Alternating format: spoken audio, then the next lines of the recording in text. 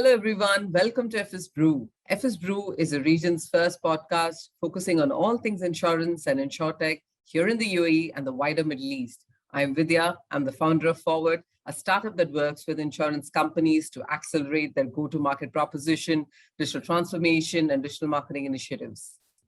And I am Ranjit Philip. I advise startups on their business models, go-to-market strategies, funding, and unit economics.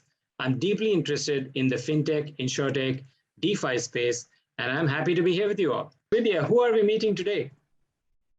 Today, we get into the world of data with Varghese Skariah, the regional head of data in RSA Middle East. Now, Varghese has been working with RSA for past 14 years across various geographies. He started his career as an actuarial analyst and rapidly rose to his current position as regional head of data. He has an MBA from University of Chicago Booth and Bachelor of Arts in Mathematics Honors from Delhi University. Varghese, welcome to FS Brew. It is so good to have you with us. Welcome, Thank Varghese. you so much. Thank you, Vidya. Thanks, Ranjit. It's a pleasure to be here. Awesome. Very good. I'm going to kickstart. Very basic question. How did you get into insurance?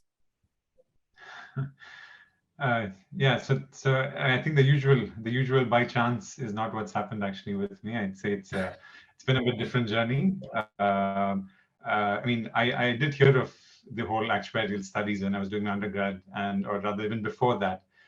In fact, it was quite niche, and it was an upcoming field. My older brother, basically, who has the charm of making anything sound good. So I was convinced as I was doing my undergrad. I said, this is the thing for me. And in fact, just towards the end, RSA had come onto campus for recruitment, and I would say it's more grace, more by the grace of God, more than chance that I was able to actually get in. I think there were people who probably deserved it more, but basically, yes, I'd say more by grace than by chance. Right. So been here for a while and absolutely love it. So really thankful that I was able to get into it. Very good. You'd be surprised at the number of people who land into this profession by chance. I think all of us. Yes. All of us. Nobody, wakes up saying, "Oh, when I grow up, I'm going to be an insurance professional." we have to make insurance a little more, of a target career. Okay. So that was good. I think these days there's no end of reports and analysis saying that data is the new oil, and I think people have been saying this for 5 to 10 years now. And how does that translate into real life in Middle East and in the insurance space? Is data really being exploited like that? Absolutely. I think, I've definitely heard it for a while, as in the term is quite common to all of us, the new oil. And actually, I think there's so much of parallels to oil. In fact, I think more than we realize, be it the positives, the risks of data as well, very similar to what we see the black gold or oil. I think if you just take the top 5 companies today, right, as in the highest market cap, you probably haven't seen any of them. If you look at it 10 or 15 years back, they were nowhere near the top. I think 2 years back you had Aramco listing in, but prior to that, you've definitely not seen anything, any of these companies. And the real reason behind that is data. You can take the FANG, the Facebook, Apple, Amazon, Netflix, Google, or the Alphabet company, all of that, right? All of that, as much as we think they have separate businesses, but at the end of the day, what they are really powering through is based on data. The exponential growth is actually based on data. So, in some level, maybe you could say that's even been abused, right? So, which is where, I think, as they say, if you're not paying for it, you're basically the product. So I think it's got to that stage. We really are the product in some of these big corporates that sell us and are the value we add to them. But basically, it's, I would say, similar to oil, right? So similar to how there's a lot of byproducts, there's pollution. Yes, there's a lot of unfortunate byproducts that are there. And the risks similar to oil. So you've got oil leaks or oil spills. Data leaks are no cheaper. They do cost sizable amounts of money. Yes, exactly. So it costs sizable amount of money, and so basically a lot of parallels, and especially the value is immense. It's untapped, so the value is immense. Just coming back to your question, I think more specific to Middle East and insurance. by definition, I think, I mean, insurance, the backbone of insurance is data. I mean, traditionally at least, I think a lot of the new players are playing on the current and a lot of other data, but traditionally the historic data has been the backbone of insurance, be it for pricing. Without modeling data, you can't do pricing. Without analyzing data, you can't actually book your liabilities, right, accurately. Without stress testing your portfolio, you don't know if you're overcapitalized, undercapitalized, any of that. So basically, from a return on investment perspective, you're shooting in the dark if you don't understand data. So, I mean, the point being, data is absolutely the backbone. A bit more specific to Middle East, I think where we are probably a bit far from where we should be. It is progressing, but insurance in Middle East is where I'd say we've probably got a long space to get on top of, or rather a long distance to cover. We've seen a lot of digital transformation, definitely. But from a data analytics, using it to improve how the market is, to understand our own businesses, I think lots more to go. Lots more to go. Right. Yeah. Right. Yeah, fair enough. And from specific to your current role, what are the key areas that you really focus on when it comes to data with respect to your business? Talk us through what is your role like in the executive team and how do you go about it?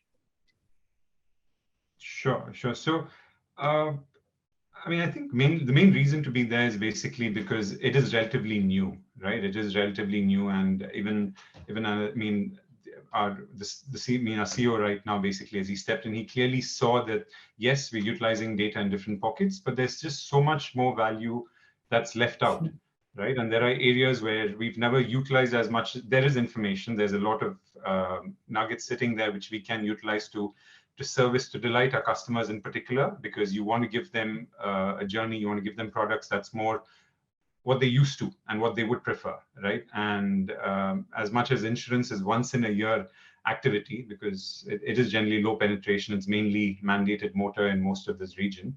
As much as that's the case, what you see is that people need to kind of step into another zone, go maybe 10 years earlier and behave like it was a different world altogether, right? Be it the journey, anything is very unique. So, I mean, using all of the data that we see outside as well to try and service our customers better is something that was critical, along with understanding claims, the garage relationships, all of that, right? So that's where I kind of step and add value, kind of as much as I'm on the journey myself, be a data evangelist, get help with the whole adoption. Right, so a lot of people, the first time they see data and the dashboards, they're like, "Wow, we didn't know we could see all of that," and it's all more or less live. All of that's there, and then 2 days later, you're still back to scratch. You're like, what's causing that issue? And they don't go back necessarily to the dashboard, right? So just the adoption factor. So a lot of top-down push, so that people really value it and start utilizing it. Interesting. That's a good point, and you said it's relatively a newer kind of role for you and for the organization. So what does the sort of operating model for a data organization look like? And what does a data owner's team look like? What are sort of the key decision-making routines that you use? It'll be good to know. Sure. So it is relatively new, in fact, not just in the industry or the region, but I think this whole data office is one of the recent additions to generally the corporate world. And majority of the organizations are in the early stage, right? And which basically means that the starting points are not necessarily at the same place, because depends on how well your data marts, your data warehouse is structured. So that is definitely a key area. So I would kind of say that that's the foundation for many companies who've not really prioritized having seamless systems or having common platforms. The start point for their journey is actually aligning all of that and putting it into one place. And so that's something that actually does take time. So that's one of the areas, the data extraction, transformation, loading, that initial phase. Then you've got data governance, actually. So that's data governance, I would say, is another pillar, which unfortunately people don't see immediate value from, right? So yes, they tick their boxes from a privacy perspective, the usual GDPRs and all those regulations that need to be followed. But at the end of the day, it's more of a regulatory requirement, which, yes, they obviously put it there for a reason, but I mean, the corporates or the companies don't see the value. Yeah. Over time, what we've seen, especially across our other offices and globally, and even now what we're trying to utilize here is that the moment anyone really wants to step up their game on data, right? So everyone talks about AI and using machine learning for improving how things work and on the journeys and all of that. The moment they want to do that, what they realize is that without having a robust governance in place, right? Without having understanding your data lineage, understanding your critical data elements and all of that, you are actually in a bad space. And so that actually is causing a lot of push for people to get into data governance. Yeah. So that is a very critical pillar, and that's something we're focusing on as well. It is, again, early, but yes, that's something we're taking up. And I'd say the other one is analytics. That's what people really want. That's where people see the value. You're looking at dashboards, you're looking at KPIs on a live basis, you're making changes and tracking how that looks, all of that. So these are, I'd say, the three main pillars. We definitely believe there's a lot of value in the big data side or the real data science on deep learning and AI and all of that. But I think it is something that will really be the next step. And even as we explore it, I would say the focus is, and for most companies, would be in these three pillars. Got it. Interesting. I mean, it just flows into a follow-up question. So if you have to look at it from an industry perspective, where do you think the insurance industry lies on a maturity curve in terms of scale of usage and exploitation of data? And you did a light touch of that anyways, but let's say reporting is level 0 and use of AI is level 5. Where do you think as an industry, where are we specific to this region?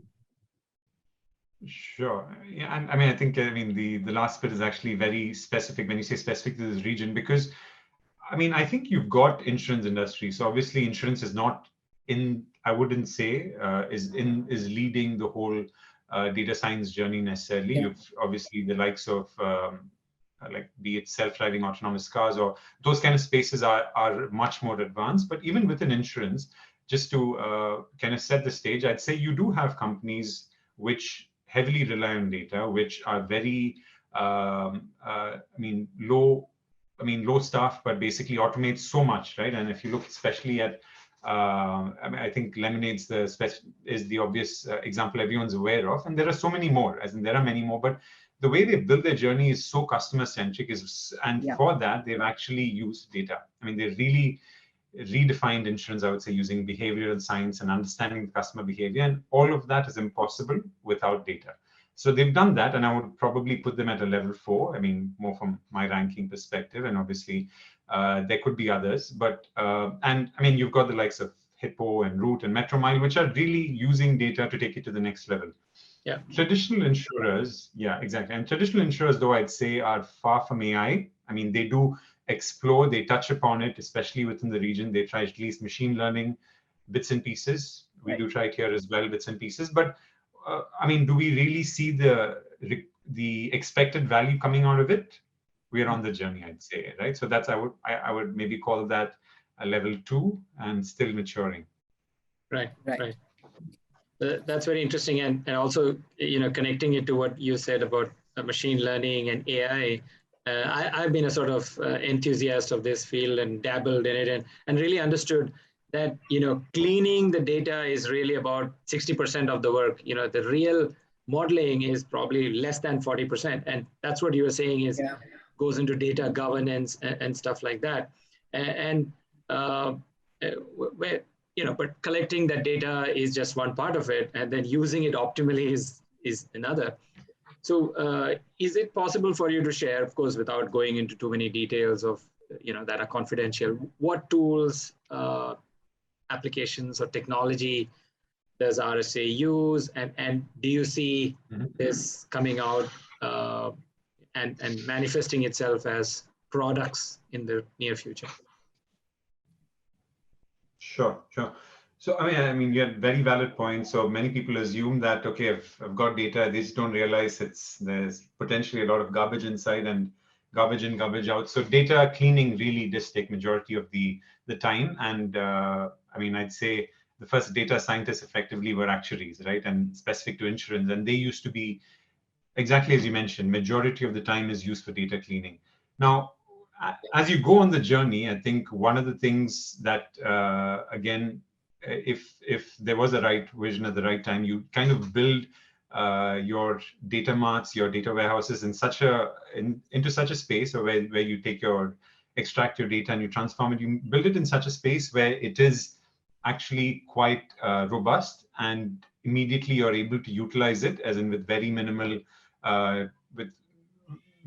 effort, right? And Yeah. I would say that, I mean, I was actually blessed where I was kind of handed on by by the company's chief technology officer, and he and the team basically was able to actually build that gradually over time. The vision was there, and they do have something in place where it is quite seamless for us to take and with minimal effort try and transform it and make it into powerful dashboards, powerful KPIs, which can be tracked, can be utilized, right? So just from a tools perspective, the one I'd be a bit more comfortable to discuss as well is actually ClickView or ClickSense, which we've seen as a very powerful dashboarding and slice and dice tool. I think all of them are pretty good. We've briefly explored a couple of the others. There's Power BI, there's Tableau. I mean, just specific to the one we use, Click, which we've seen that even as the rest of the team, the senior management, the managers, even at an operational level, when people look at it, they're just amazed as to it's weeks of work, I would say, right? Every time you want to look up something, you're extracting data. Even maybe you've got a bit of your own cleaning template and all of that happens, but then midweek you've cleaned it, and by probably a day before the end of the week, you're looking at finally some information, and then someone comes up with the next question. So what about this? And you're kind of getting on to another week before you find out that answer. Whereas what we've seen actually is we're just getting in. I mean, from that, we've been able to get into meetings, everyone's sitting together, be it virtually or physically. We're sitting together, looking at dashboards, and actually taking actions within the span of an hour, right? And these are possibly things that could take over an hour or two. I mean, over a week or two easily earlier. So slice and dice is very powerful. So I would say, this is definitely one of the tools that's there that we're currently using. Yeah, I think I kind of ClickView and Tableau, we implemented this in our past sort of companies, and they're phenomenally powerful. But it all depends on having a great data warehouse structure under it. And that's the hard work that you mentioned that your technology team did before. Yeah, Vidya? Yeah, no, and you know, the one point that you brought out earlier was the whole idea of having this data is ultimately to deliver a great customer experience, right? So it's not about just having data for the sake of it. You know, it looks great, it looks pretty, and it makes a great graph. But ideally, how do you start to utilize that into the customer journey? Can you give us some examples of, you know, some specific outputs that RSA has come out with, whether it's a new product or a proposition or a journey, as a result of having used that data intelligence really well, at least the process of it?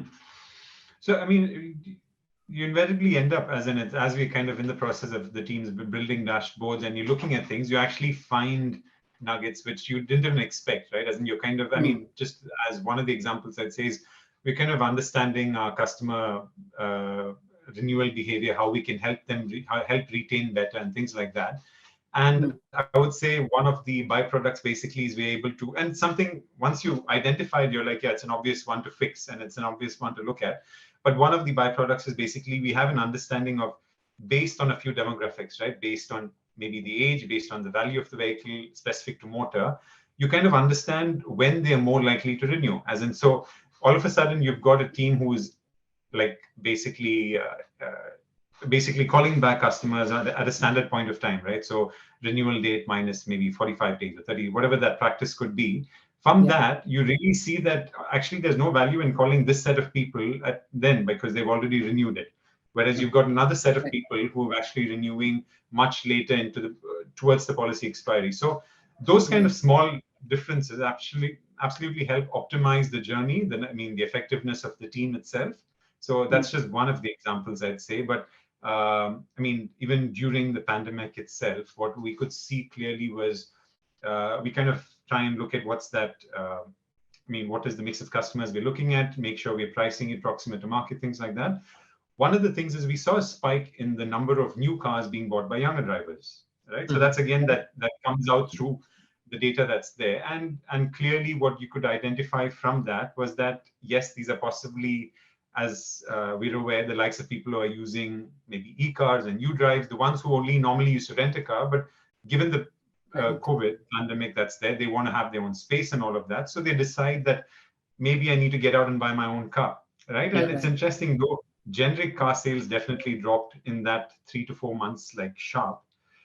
We could see that within that space, all of a sudden, there's a small segment that's coming up. So these are all insights that you kind of, you get after you look at it, spend some time on it. And obviously, as I mentioned earlier, the whole journey, looking at the team right now is to help the entire organization see the value in spending time and looking at this, and not just finding answers, but just spending time exploring it, right? And I'm not saying that you do that before you go to sleep necessarily, but maybe block out an hour or half an hour every week and just sit and look at it, and just you kind of find out a lot of this. And just one more probably to add is immediately at that point is we were tracking frequency, right? And the number of accidents that's happening, which I'm sure everyone does, insurers, but we could see clearly there was a very sharp drop at lockdown. So immediately post that, as in one of the initiatives, again, as the senior management, we wanted to go out with was to actually give back something to the customer at that point of time, and basically say that you clearly did not drive, right? Almost 100% of you, or at least 85%, except for those who had to, did not drive at that point of time. And we want to make sure that we credit you for that. Of course, it's a different thing that based on regulation changes, the entire market gave back 40-50% more to grow the businesses. But just technically speaking, what was possible was the fact that they were not on the route. We give you back the premium that's worth it. And those are the kind of initiatives we're able to actually trigger and use based on that. Yeah. I know that Admiral in the UK did premium plowback and stuff like that, and they gathered a lot of brownie points, even though the money involved was very, very little. I think it was some 25 to 50 pounds or something like that. So it does make a big difference. Sure. Just on that, and you basically take that on the entire portfolio. And I do agree. It could be decimals on the overall profitability, but one, as a customer, you really see how, the company appreciates you for the premium that you pay. And at the same time, as a company, you want to give back to the customer. Yeah. But yes, similar. Absolutely. Now, if you kind of, do some crystal ball scaping, if you look at some of the things that are happening in the region, Tesla announced its own insurance product, I think 2018 or so, and they've not come here yet. But autonomous vehicles are on the rise, EVs are on the rise, and that means the IC engines are going to be replaced by basically computers. So there's going to be a lot of data that's going to be collected by the device that we call the motor car. And now, guess who uses or would like to get this data? Insurers.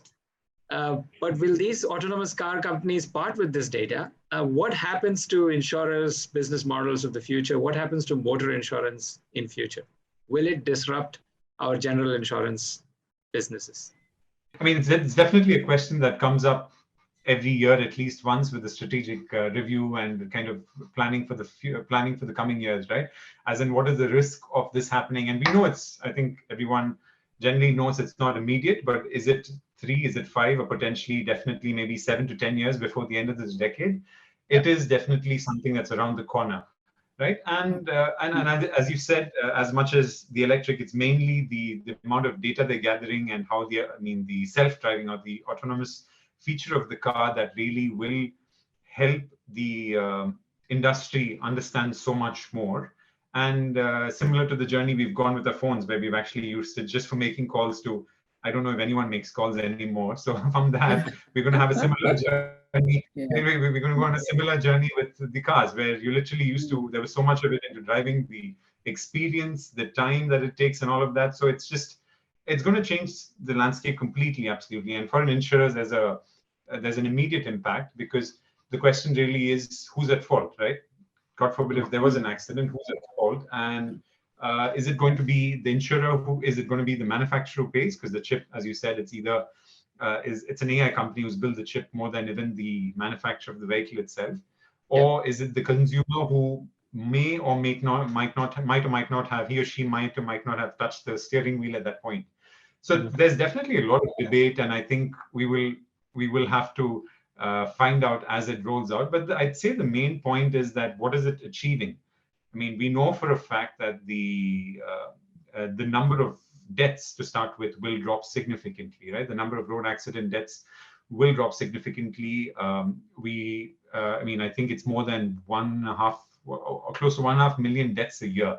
I mean, we don't realize just the road accidents can be such a, I mean, we hear the stats on COVID, which of course is sizable, but I'm saying just compare that with every single year we're looking at 1 to 1.5 million deaths. It's a sizable number, and these are the kind of numbers that will start dropping as a majority of the cars get autonomous. So it won't be on day one when you see 5 or 10% penetration. And that is a huge win, as in I think all of us generally work towards all these kind of activities. And yes, that is an impact on insurance. So what we then understand is, yes, the ticket size reduces for sure. And as the ticket size reduces, there's lesser repairs, there's lesser accidents, and that has knock-on impacts on various industries. What we then model is that data, right? So there is still a need for insurance. It might be more at the manufacturer level that we need to explore it. So I think it just kind of shifts bases. Yes, there's a lot more dependency on where these manufacturers or the AI companies are based and the relationships with them. And absolutely, as you said, there's a significant impact on the global general insurance portfolio that we're looking at, because even in the region, it's, I mean, I would say the biggest, right? From a non-health perspective, it is the biggest portfolio that we see. That's right. Definitely we should be bracing for some of this to come through in the near future. So bracing for impact from autonomous vehicles.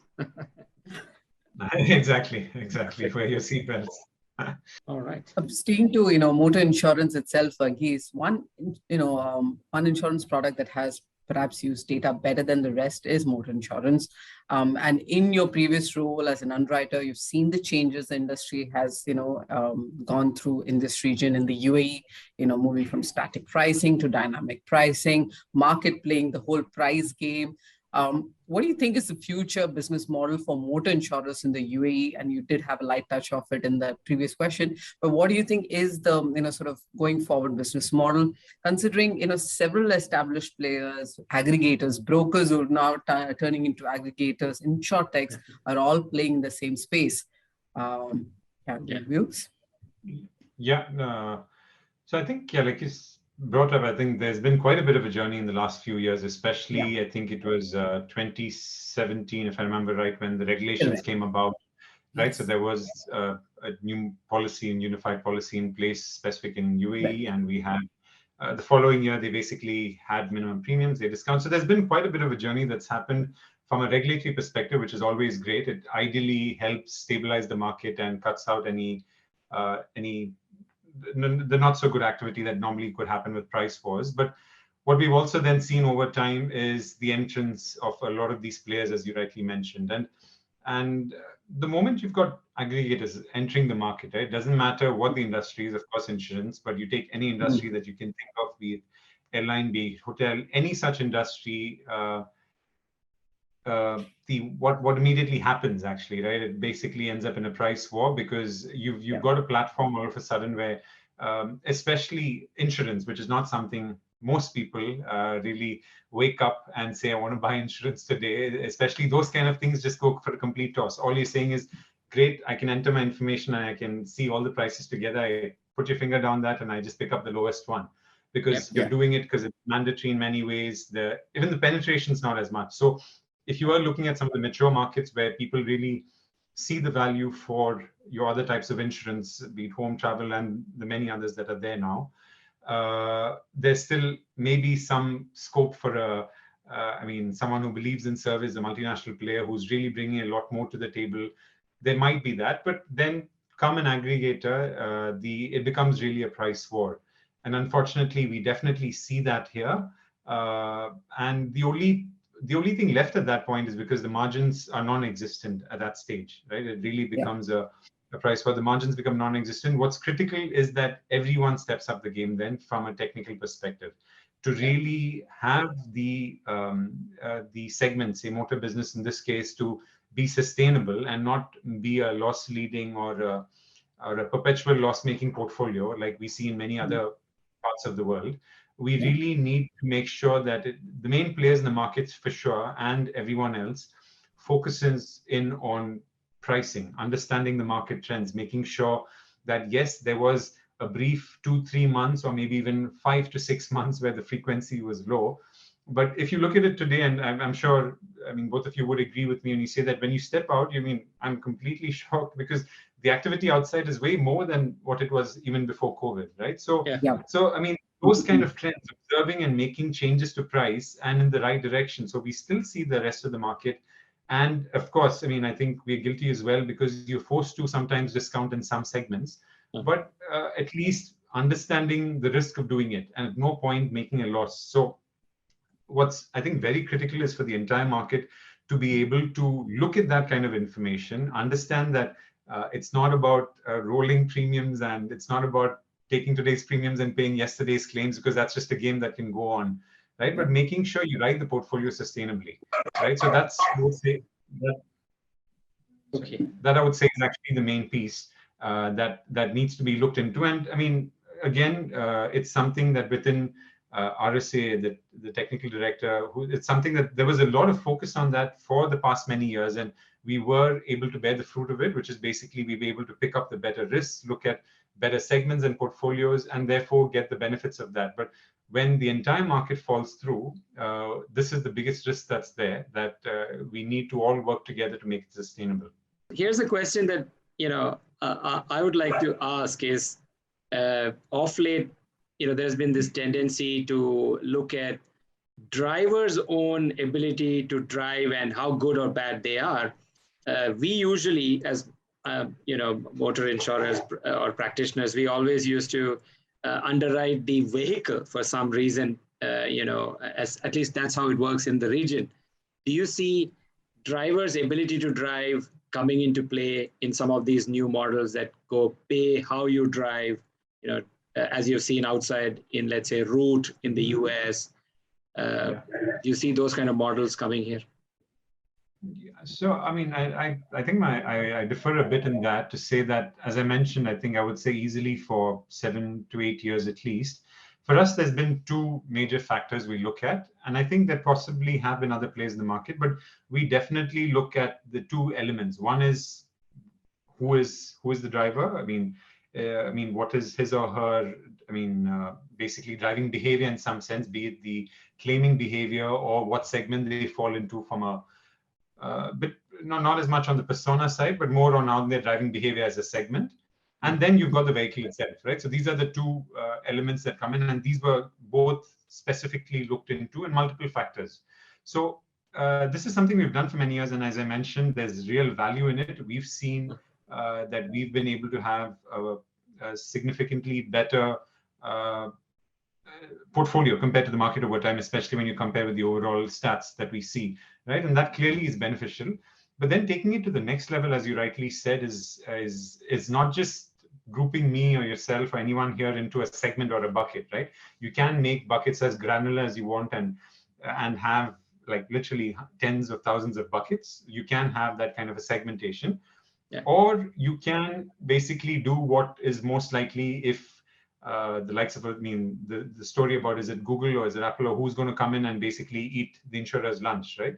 Because they're not going to come in with that historic data in any way. They're going to come in based on how me as an individual is driving today, right? And that's so much more powerful than actually looking just at a segment on how a segment behaves. Because I can be an anomaly. I could be a much worse risk in a segment, which is really good, and I'll get the benefit.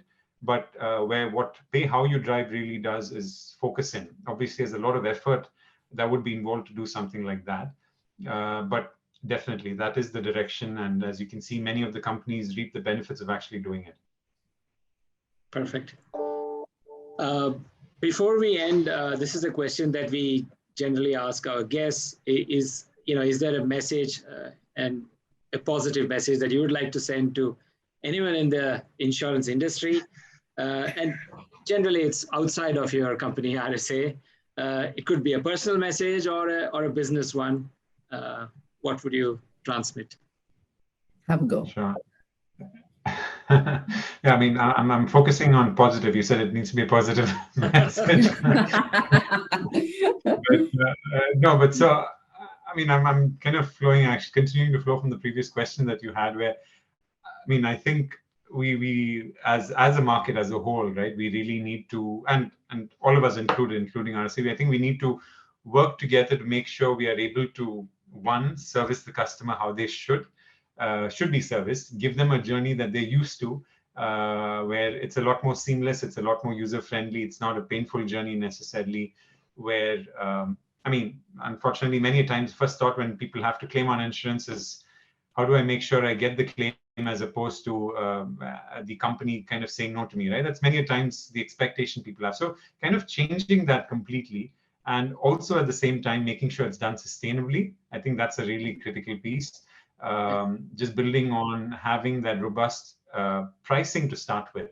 And even if it's basic level, I think there's a lot of things that will stand out to a lot of the companies, which is basic segments. I mean, one of the things we do is, as much as the prices have gone down across the board, we try and focus in on segments where we can do it. I mean, some areas we can't do it, so we're forced to keep the prices higher, because obviously we're responsible to shareholders as well, and we can't be writing business at a loss.